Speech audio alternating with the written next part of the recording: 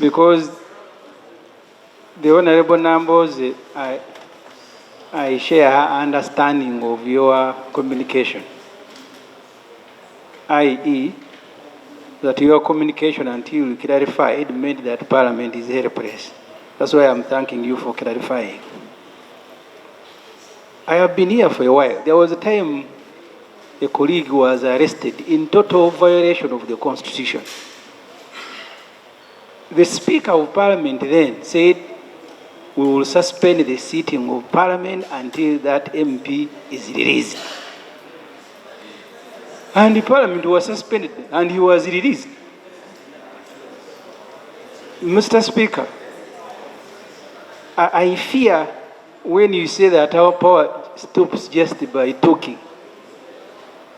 And I also fear, Mr. Speaker, when you limit the judgment of the Supreme Court to the parties. This judgment is for the whole country and is for everybody to do under Article 3 of the Constitution whatever it takes to defend the Constitution.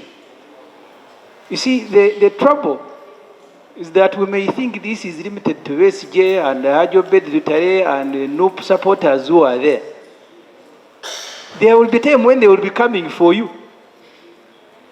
I told you in Ruzira where I was, Jim Mwezi had been. So was Gilbert Bukenya. Kutesa nearly came.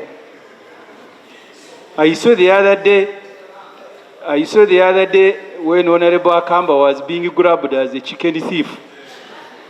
These things, the reason we must fight, they are not limited to the victims of today. Tomorrow you are going to be the victim. Wait, Honorable Bua, when they are taking you and you are crying.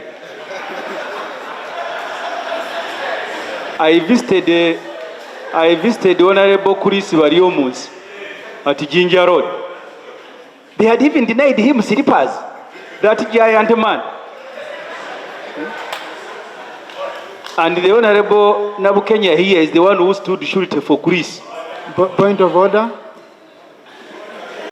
And now can understand why the Honorable Kafuzi left FDs to join NRM. You are the one who went to court. You are the Attorney General.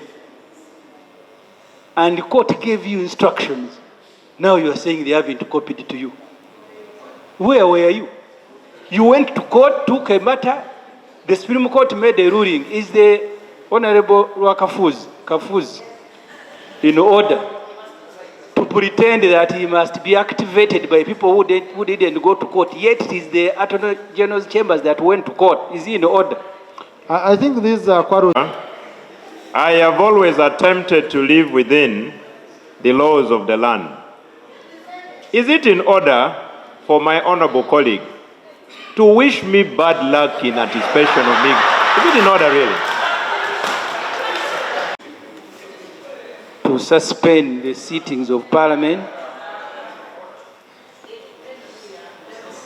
I thought we have discipline. If one MP is speaking, even if you want, here people speak by expressing interest. They don't shout like they are in a market.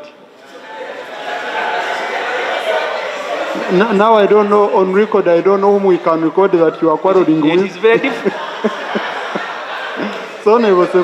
It is very difficult, Mr. Speaker, to record the people who are shouting like my neighbor from Kabul. It's very difficult. But the point I am making, and I am sorry if the Honorable Government Whip took it that way, but where you are seated, SJ used to sit as the State Minister for Internal Affairs. He actually was the chief. He was political commissar of the party where they have accommodated you. He started it by risking his own life. So when I am inviting you, I am not undermining you. I am only reminding you that one day they may treat you the way they are treating USG. So that's the point I made. But so wish Mr. him Speaker, well. Wish him well. No, I want to invite him to join the war to defend the Constitution. I don't have to wish him well. So if you defend the Constitution, you will not be a victim. But even if I wish you well, I wish USG well every day. I didn't know he would be in Ruzira.